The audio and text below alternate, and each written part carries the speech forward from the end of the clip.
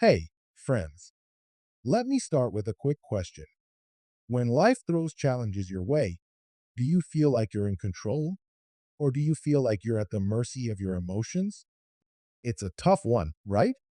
Today, we're going to talk about emotional resilience, the ability to bounce back when life gets tough, and how Stoicism, an ancient philosophy, can give us practical tools to stay strong no matter what life throws at us. Before we dive in, let me just say, if you're here, you're already taking a huge step toward building that inner strength. And I'm grateful you're spending your time with me today. So, grab a cup of tea, settle in, and let's explore how we can all become a little more resilient. What is Stoicism, and why should you care? So, what exactly is Stoicism? If you're imagining ancient philosophers in robes sitting around debating life, you're not wrong, but Stoicism is so much more than that. It's a practical philosophy that's all about helping you live a good life, no matter what happens around you. At its core, Stoicism teaches us two things.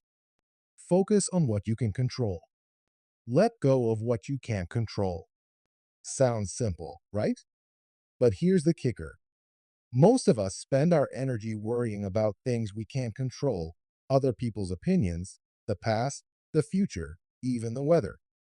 It's exhausting and honestly unproductive.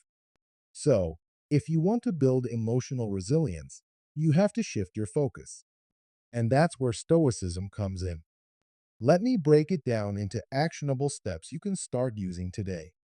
Step 1, master your mindset. All right, step 1, master your mindset. This is the foundation of Stoicism, and it starts with a simple but powerful idea. Your thoughts shape your reality. Epictetus, one of the great Stoic philosophers, said, "It's not things that upset us, but our opinions about them." Think about that. It's not the event itself that causes us pain, but the way we interpret it. Here's an example. Imagine someone cuts you off in traffic. You could think, "What a jerk," and spend the next hour fuming. Or you could think, "Maybe they're rushing to an emergency. It's not worth my energy to get upset." See the difference? Same event, but two completely different reactions.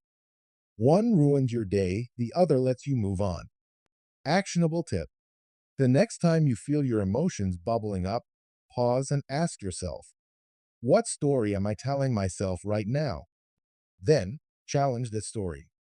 Could there be another perspective? This simple shift can help you take control of your reactions. Step 2, separate what you can and can't control. Step 2 is all about separating what you can control from what you can't.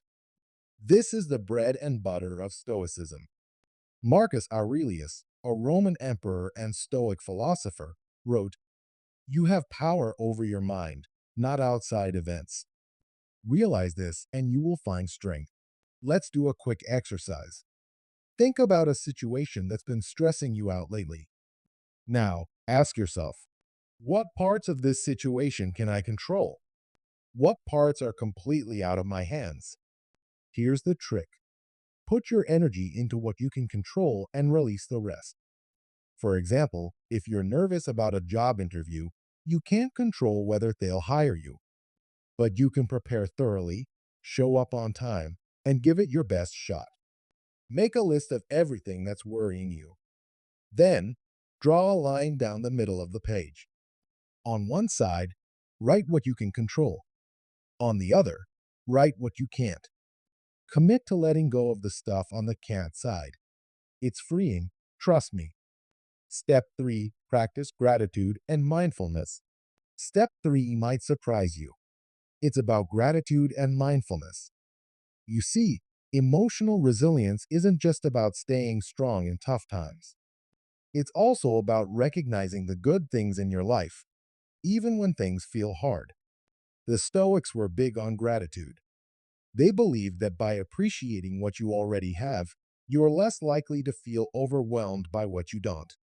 Start a daily gratitude practice. Every morning or evening, write down 3 things you're grateful for. They can be as simple as, I had a great cup of coffee today, or as deep as, am grateful for my health. Over time, this practice rewires your brain to focus on the positives. And let's talk about mindfulness for a second. When you're fully present, you're not worrying about the past or the future. You're just here, in the moment, where life is happening. A simple way to practice mindfulness? Take a few deep breaths. Right now, let's try it together. Ready? Inhale and exhale. One more time. Inhale and exhale. Feels good, doesn't it? Step 4. Embrace the concept of Amor Fati. Step 4 is embracing something the Stoics called Amor Fati, or love of fate. This means accepting everything that happens to you, the good, the bad, and the ugly, as necessary and even beneficial. Think of it like this. Life isn't happening to you, it's happening for you. Every challenge is an opportunity to grow. Every setback teaches you something. It's not about pretending everything is perfect. It's about finding meaning in the imperfect. The next time something doesn't go your way, instead of resisting it, ask yourself, what can I learn from this? How can this make me stronger? Write it down if you need to. You'll be amazed at how empowering this mindset can be. Bringing it all together. All right, let's bring it all together. Building emotional resilience through Stoicism comes down to 4 steps. Master your mindset by challenging the stories you tell yourself. Separate what you can control from what you can't, and focus your energy wisely. Practice gratitude and mindfulness to stay grounded and positive. Embrace the Stoic idea of Amor Fati, seeing every challenge as an opportunity. Here's the thing. These steps aren't quick fixes. They're practices you build over time. But I promise, if you stick with them, you'll feel stronger, calmer, and more in control of your life. Before we wrap up, I want to leave you with this. Emotional resilience isn't about never feeling upset or stressed. It's about learning to navigate those emotions with grace and strength. And Stoicism is like your roadmap. If this resonated with you, do me a favor. Hit that like button, leave a comment with your favorite takeaway, and don't forget to subscribe so you don't miss future videos like this one. I'd also love to hear how you're planning to apply these steps in your own life. Let's keep the conversation going down in the comments. Thanks so much for watching, and remember, you've got what it takes to handle whatever life throws your way. See you in the next video.